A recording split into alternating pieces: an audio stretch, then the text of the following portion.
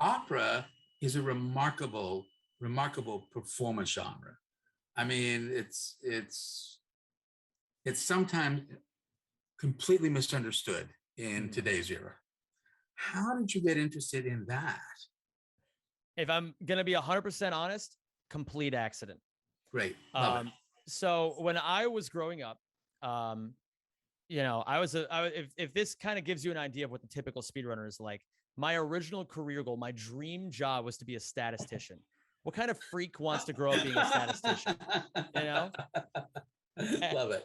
And and so basically, I kind of around the time where I needed to start applying to colleges, I kind of realized I didn't really love math. I was just good at it.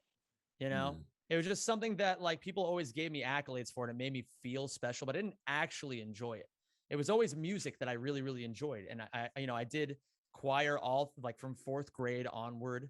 I did all the honors choirs, and despite not never having any formal training, I just really, really enjoyed music. And so basically the way that my one of my close friends always describes my life story, he says, basically I sat in my basement from ages 5 to 17 playing video games every day. And then my mom came downstairs and said, "You need to go to college." And then I just said, I guess I'll do opera. so and so like I honestly didn't really even know much of what vocal performance meant when I applied for it. But essentially, I just figured, okay, I'll apply to all these schools for both math and opera. And if I get in for music, then great. And if not, I got math to fall back on. And so basically, I grew up in backwoods, Pennsylvania, northeastern PA, like 45 minutes out from Scranton. And sorry, I just got a little sidetracked. One of my I have a donation alert You go where right ahead. You do what you need to do there, Zen. no, no, We're no, no. we're It, we're it's good. not. It's not that I need to address somebody. It's that the donation alert is a fart noise, and so I just got really distracted by this really loud sounding fart in my ears. Good. Um, I'm Tom. Was that fart and go again? That was one of my acolytes, I believe. yeah. um, but yeah, so my goal is to apply to a bunch of schools in Pennsylvania because I didn't want to stray too far from home. And despite not really having any formal education, I managed to get into Carnegie Mellon into their Wow. School of Music. Wow. I think I have a theory because I don't want to make it sound like I was some wunderkind, like some sort of, gifted voice or anything like that. I think it was because the year above me, they had 8 students they took that year, and they were all girls. So they needed a lot of guys. And so they really lowered their standards. And so I think they liked the fact that I didn't have any training. They wanted to see what they could do. And so they kind of took me, and I really had to play catch up. I was super far behind the curve at first. But I busted my ass, and I didn't really think about it much at the time because I was so busy trying to catch up musically, but it really just made me feel alive. And so basically I just kind of stuck with it. And I just finished at right around the time of the pandemic starting, last year, around March or whatever. I was finishing up my master's degree for opera as well. And I was getting ready to go out into the world of opera and, potentially see what I could do with it. And then unfortunately the pandemic, kind of backhanded me across the face and said, no, not just yet.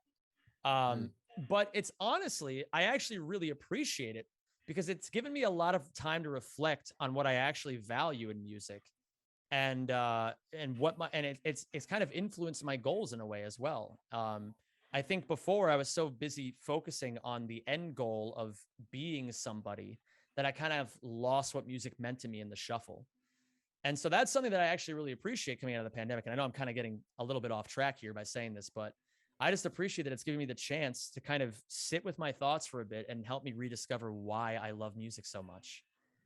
So that's kind of the long and the short of how I got into it and how I'm stuck through it. But obviously in the meantime, I've had to do something else, which is why I'm doing streaming now.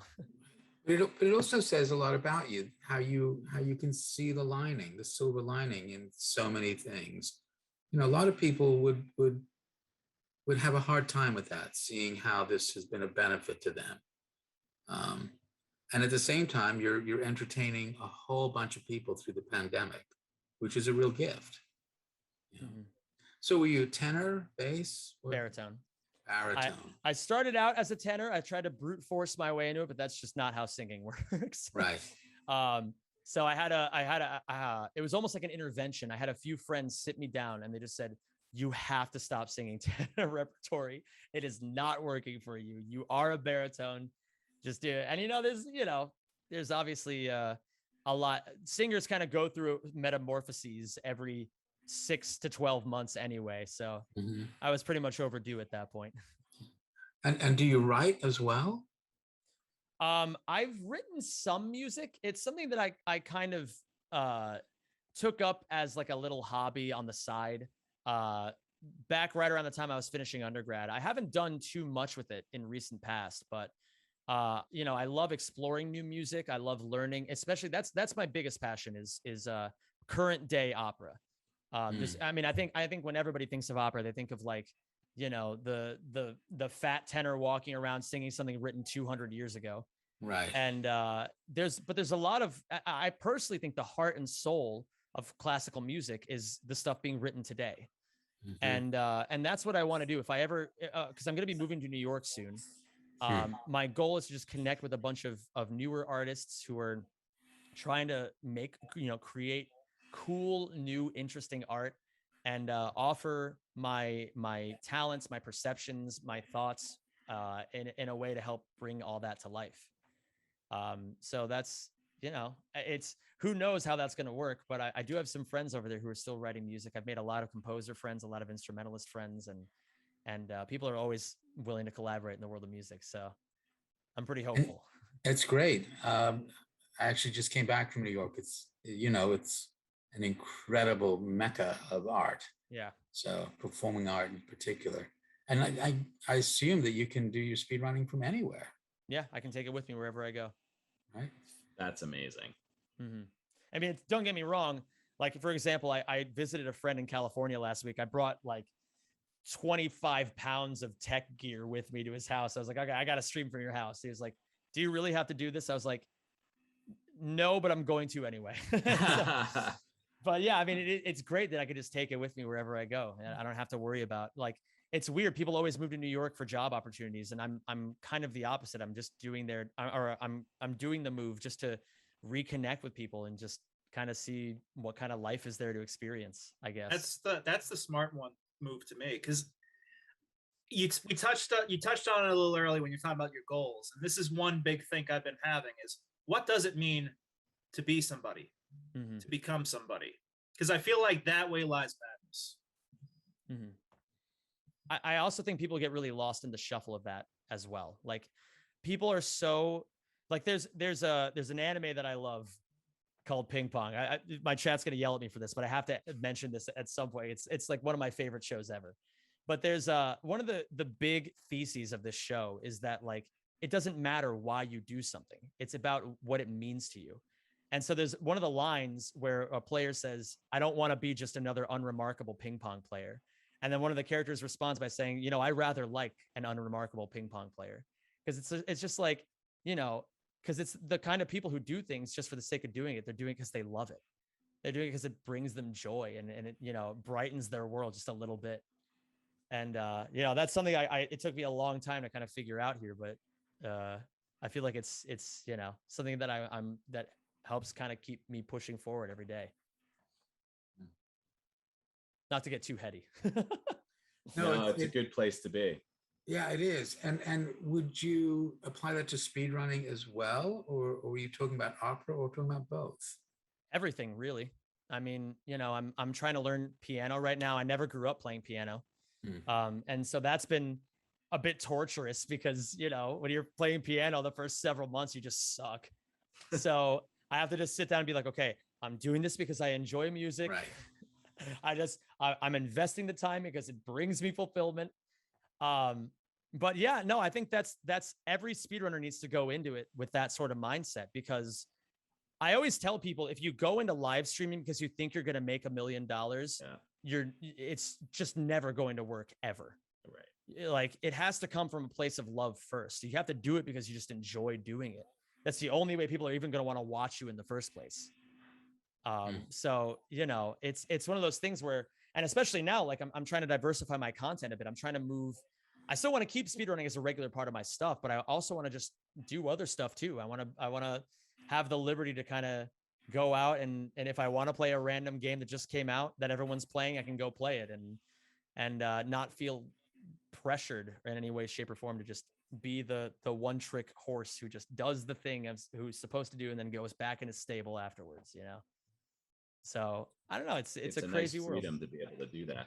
Yeah. Oh my God. It really is. And it's, that's what all the biggest streamers eventually have to make that jump. They always start doing something and then they have to expand to everything else. But in the meantime, you got to build up from something, right? Right. So, it's rediscovering the joys of speedrunning is something I definitely have to spend a lot of my time focusing on. Right. So is there a practice to it? I mean, do you have to like practice certain parts of the game, or what? How do you do this? Let's get back to the speed running. Sure. I think for my main speed game, so Ratchet and Clank 3, Up Your Arsenal. It's a very intentional innuendo there. Love it. Got it. So I would say, so I've been playing that game now for roughly 7 years.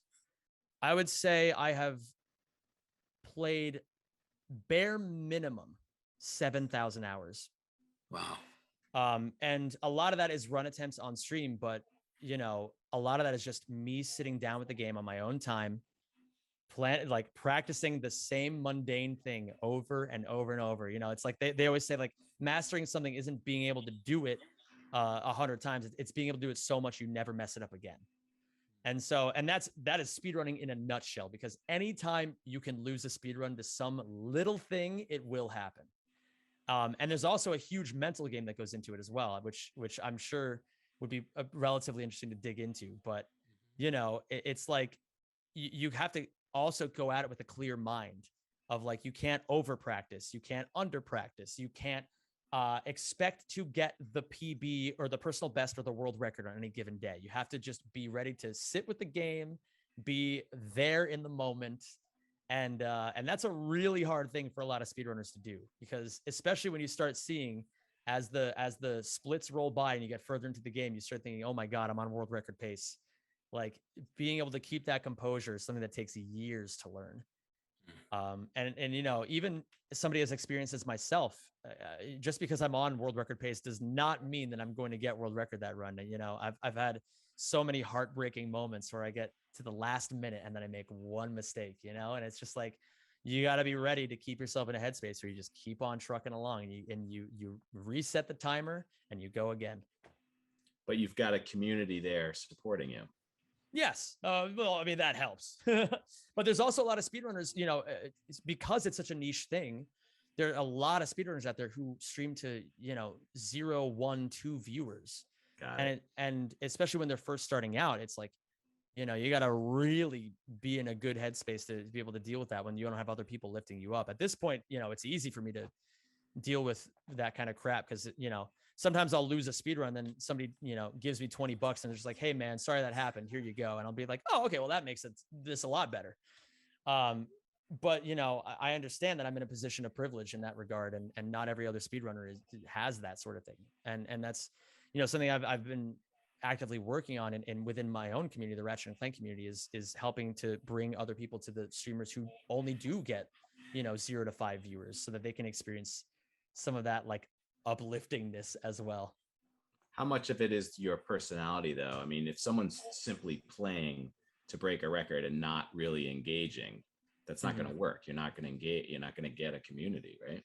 Yeah. Well, and that's, community building happens a billion different ways. And I'm lucky that my chat can deal with my frenetic weirdness in the way that they do. We have a wonderful back and forth. But, I always say there's 2 pillars of being a content creator on Twitch. Either you have to be the most personable, most affectionate, like amicable person you could possibly be, so much so that people just want to watch you just to be with you, or you have to be the absolute best. And the closer you get to being 100% at both, realistically, the more successful you're going to be, although it's still not as linear as that. But you have to be able to do at least one. And something that I try to do is just try to maximize both as best as I possibly can. So, you know, I try to engage with my chat, even when they send fart donations like they're doing right now to try to distract me. But yeah, you know, I just, how does that work? How does so, the monetization work? So when I first started out, I streamed totally, you know, it was just free labor pretty much. I didn't have any sort of way to monetize my channel.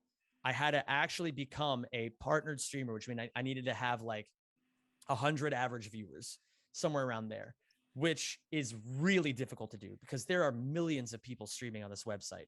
So even to just have 100 viewers is really, like, that already puts you in the top 1% of the entire website, if not higher than that. But then it gave me a button to allow people to pay a monthly subscription. And, you know, they can, now there's like ways you can donate within the website itself. You can donate outside of the website. There's ways to like link that to the Twitch channel. You can run advertisements on your channel, things like that. Like Patreon? Some people do have Patreon. I don't have one myself, but there's plenty of people who do. Nowadays, there's OnlyFans, which is used for a whole lot of reasons. One reason. Mostly one reason. What was that? What was the payment called? OnlyFans.